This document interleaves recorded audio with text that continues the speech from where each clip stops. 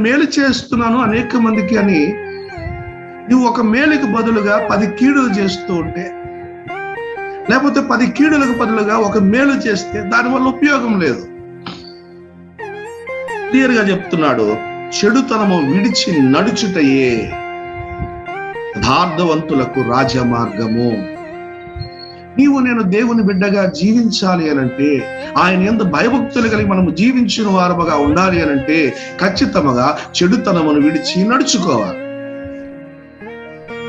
కీడు చేయుట మానేయాలి, మేలు చేయాలి. ఇది దేవుని యొక్క ఉద్దేశం మన పట్ల.